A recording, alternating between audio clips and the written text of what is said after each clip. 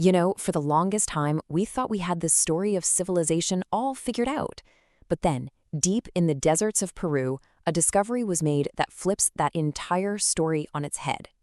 Imagine a massive city as old as the Egyptian pyramids that just appeared in total isolation and then flourished for over 1,000 years.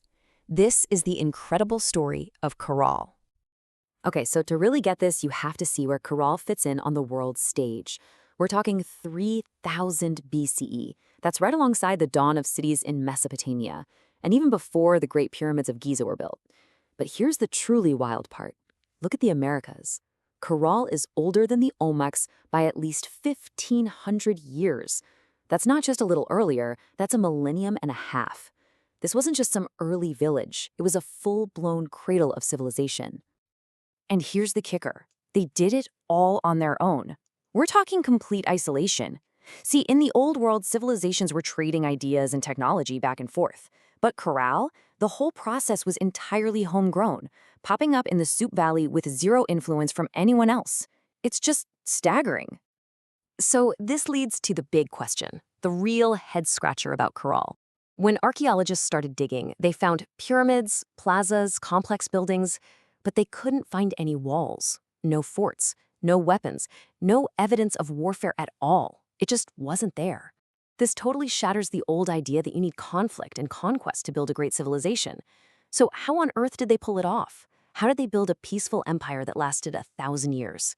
Well, the answer is both shockingly simple and totally brilliant.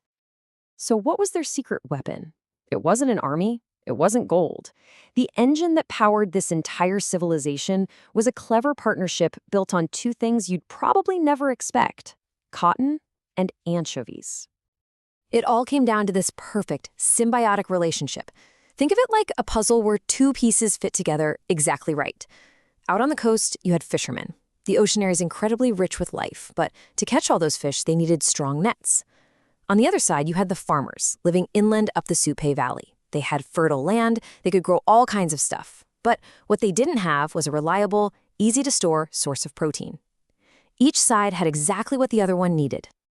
And just like that, the Great Exchange was born. The farmers sent bales of high-quality cotton down to the coast, along with gourds they could use for net floats. And in return, a steady stream of dried anchovies and shellfish came flooding into the valley. Now, this wasn't just trading snacks. This simple exchange created a massive economic surplus for everyone involved. It let the population boom and society get more complex, all without ever having to fight over resources. And this economic power, well, it wasn't just a local thing. Caral quickly became the buzzing central hub of a huge trade network that stretched for hundreds, even thousands of miles, all built on peace. I mean, their location was just perfect. They were the ultimate middlemen, sitting right at a crossroads that connected three completely different worlds: the Pacific coast, the high Andes Mountains, and the deep Amazon jungle. And the proof they've dug up is just mind-blowing. In Caral, they've found goods from all over the continent. We're talking these beautiful, precious spondylus shells, which were super important for rituals all the way from the warm waters of Ecuador. They've found sodalite from Bolivia. They've even found seeds from plants used in ceremonies that came from deep inside the Amazon jungle. This wasn't power from conquering people, it was power from connecting with them. Okay, so trade explains the economy. But what about the society itself? If you don't have an army, how do you get thousands of people to build giant pyramids and, follow the rules for 1,000 years? Turns out, their power wasn't based on force, it was based on ideas. It was this powerful mix of religion, scientific knowledge, and big community rituals that everyone shared. It was the glue that got everybody on the same page and held their world together. And a huge part of how they stayed organized was this incredible piece of tech called the quipu. Think of it like an ancient spreadsheet made of knotted strings. It was a super sophisticated way to record all sorts of information: census data, trade records, you name it. And the oldest quipu ever found was discovered right there, in Caral. This proves they had complex administration thousands of years before the Inca made the quipu famous. But they were way more than just good bookkeepers. These people were brilliant scientists and engineers.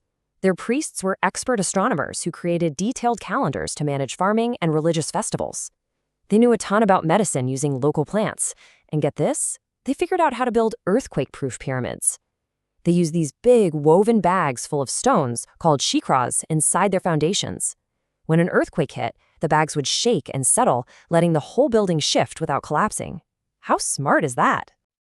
But at the end of the day, as the lead archaeologist, Ruth Shady Solís says, it was religion that really drove everything. Those massive pyramids and sunken plazas, they were giant stages for these powerful, shared ceremonies that brought the whole community together, reinforcing the social order and the power of the elites who were seen as the only ones who could talk to the gods. 32.